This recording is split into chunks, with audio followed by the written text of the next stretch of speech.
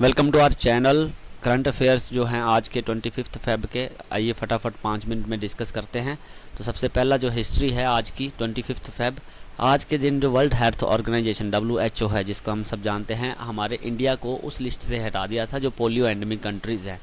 तो 2011 के अंदर जो जनवरी 13 जैन था, उस दिन से लेके आज तक हमारे इंडिया में पोलियो का कोई केस आया नहीं है और अपना इंडिया हो गया पोलियो फ्री कंट्री। ये क्वेश्चन में कई बार आता है। तो ये वर्ल्ड हेल्थ ऑर्गेनाइजेशन 25 को हटाया गया था लिस्ट से नाम। उसके बाद साइंस की बात करें तो इसरो जो है अपना इंडियन स्पेस रिसर्च ऑर्गेनाइजेशन, अपने इंडिया के अंदर जैसे कई सारे मिशंस प्लान हो रहे हैं, चल रहे हैं, तो एक नया मिशन करने जा रहा है जिसके लिए जो मार्स है, मार्स में हेलीकॉप्टर, एक लैंडर जो है, पहले लैंडर भेजा गया है, तो उसकी जगह पे एक हेलीकॉप्टर लैंडर भेजा जाएगा जो कि वहाँ पे होवर करेगा, एक जगह से दूसरी जगह पे उड़ के जा सकता है और वहाँ पे जो चीज़ें कर सकता है। तो इसका जो बेस है, बेस वहाँ से लिया गया नासा से, जो स्पेस एजेंसी है अमेरिका की। वो ऑलरेडी उन्होंने एक हेलीकॉप्टर भेजा हुआ है, उसका नाम है इनजेन्युइनिटी। तो उस प्लानट में भेजा हुआ है, तो उसके बिहाफ पे इसरो भी प्लान कर रहा है। मंगलयान मिशन 2 अभी आने वाला है आगे जाके, वैसा ही उसके साथ ही ये प्लान किया जाएगा मिशन। अब स्पोर्ट्स की बात कर रहे हैं तो टोयसा अवार्ड हर साल किया जाता है। टोयसा का फुल फॉर्म होता है Times of India sports award. हर साल ये ऑर्गेनाइज़ किया जाता है। तो इसमें कुछ प्लेयर्स हैं, स्पोर्ट्स पर्सन हैं, जिनको अवार्ड दिया गया है। तो सबसे पहला है नीरज चोपड़ा जी, इनको sports person of the year दिया गया। नीरज चोपड़ा आर्मी से गए हैं वहाँ पे, और किस स्पोर्ट्स में खेलते हैं वो कमेंट बॉक्स में ज़रूर बताएं। उसके बाद मोहम्मद शबी जो कि क्रिकेटर्स हैं, उनको breakthrough performer of the year का अवार्ड दिया गया है। उसके बाद जो शीतल देवी है, इनको para sports person of the year दिया। पैरा ओलंपिक्स गेम्स हुए थे तो उसमें गोल्ड मेडल लाए थे, किस गेम में लाए थे कमेंट बॉक्स में ज़रूर बताएं। उसके बाद हम बात करते हैं डिफेंस की, डिफेंस रिलेटेड। तो इंडियन एयरफोर्स को कैबिनेट कमेटी ऑन सिक्योरिटी है जो उन्होंने अप्रूव कर दिया है अप्रॉक्सीमेटली 13,000 करोड़ का। और उसके अंदर क्या होगा, जो हमारे सुकोई हैं, जो फाइटर प्लेन्स हैं, बेसिकली जो चाइना है, पाकिस्तान है, तिब्बत बॉर्डर है, वहाँ पे सर्विलेंस वगैरह करते रहते हैं एयरफोर्स के जो अपने फाइटर प्लेन्स हैं, तो उनके ऊपर वेपन्स एंड सिस्टम लगाया जाएगा। और जो हाई पावर रडार्स हैं और close in weapon system, basically high power radar भी लगाए जाएंगे। इसके लिए 13,000 करोड़ सेक्शन कर दिए गए हैं। और इसको प्रोवाइड कौन करेगा, अपने Indian manufacturer Larsen and turbo, LNT, काफ़ी फेमस कंपनी अपने इंडिया के अंदर, आप सबको पता होगा।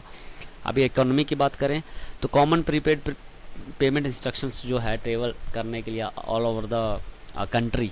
अभी आपने रिसेंटली न्यूज़ सुनी होगी, जो RBI है, RBI ने बैंक्स को परमिशन दे दी है कि हमारे देश में एक ऐसा प्रीपेड सिस्टम कंट्री के अंदर बनने जा रहा है, जिससे क्या होगा कि आप जब ट्रैवल करते हो, फॉर एग्जांपल बस में, मेट्रो में, ट्रेन में, या फिर कहीं इवन पार्किंग जो है वहाँ पे करते हो, तो आपके पास एक कार्ड होगा, उस कार्ड से आप पे कर सकते हो।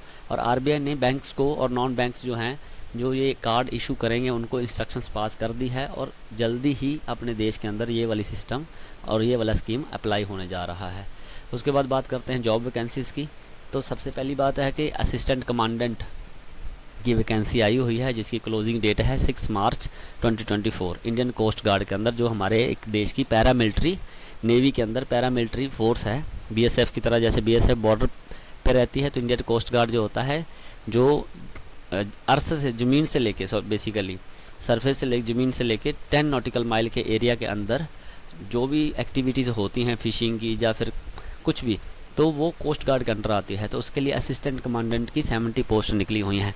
उसके बाद स्पेशलिस्ट ऑफिसर्स 131 पोस्ट आई हुई हैं वैकेंसीज़, जिसकी 4 मार्च 2024 क्लोजिंग डेट है स्टेट बैंक ऑफ इंडिया के अंदर। आप इसमें जाके अप्लाई कर सकते हैं। और कंप्यूटर अवेयरनेस की बात कर लेते हैं। बेसिकली इससे पहले मैं आपको बताना चाहता हूँ कि हम अपने चैनल पे 5 से 7 जो करंट अफेयर की डेली कवर कर रहे हैं, सो दैट आपको ईजिली हो अंडरस्टैंडिंग के लिए और आपका धीरे धीरे बेस बन जाए। और अगर आप चाहते हो कि हम और भी ज़्यादा डिस्कस करें, तो आप हमारे चैनल को सब्सक्राइब ज़रूर करें और कमेंट बॉक्स में ज़रूर बताएं, सो दैट हम ज़्यादा करंट अफेयर जो पर डे आते हैं उनको कैलकुलेट करके और उनको आपके साथ डिस्कस कर सकें। कंप्यूटर अवेयरनेस के संबंध बात करते हैं तो फेलियर्स कौन सा आपकी कंप्यूटर के स्क्रीन पे दिखाई देता है, जब आपके इनपुट डिवाइस जो है उसके अंदर से डाटा रीड अगर करेक्टली नहीं हुआ तो उसके ऑप्शंस हैं input error, output error, read error या फिर राइट एरर। तो इसका जो आंसर है वो है इनपुट एरर। बेसिकली आपकी जो हार्ड डिस्क है, अगर हार्ड डिस्क लगी हुई है और आपने कंप्यूटर को स्टार्ट किया, तो उसके अंदर एक डिस्क रीड एरर करके आता है। तो रीड एरर जो आएगा, सॉरी इनपुट नहीं रीड एरर है, रीड एरर जो आएगा, डाटा को रीड नहीं कर पाया तो प्रॉब्लम आती है। तो इस चीज़ को अपना ये रीड एरर दिखाएगा अगर इनपुट नहीं है। तो ऑपरेटिंग सिस्टम जो आपका basically operating system hard disk के अंदर होता है, ऑपरेटिंग सिस्टम को रीड नहीं किया तो आपका कंप्यूटर स्टार्ट नहीं होगा। तो ये याद रखने वाली बात है, कंप्यूटर वेरिएंस से आ सकता है।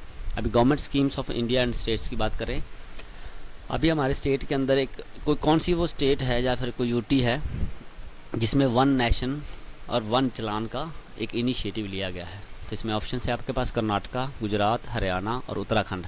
तो आंसर है गुजरात। गुजरात के अंदर वन नेशन वन चलान इनिशिएटिव लिया गया है। इसका मतलब काम क्या है इसका, कि इंटीग्रेट कर देंगे ये सारी एजेंसीज़ को, बेसिकली ट्रैफिक पुलिस और जो आरटीओ है।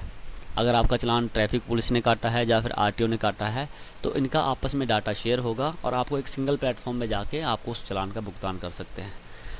Please subscribe our channels for daily ऐसी ही जीके और इम्पोर्टेंट करंट अफेयर्स के लिए। Thanks for watching.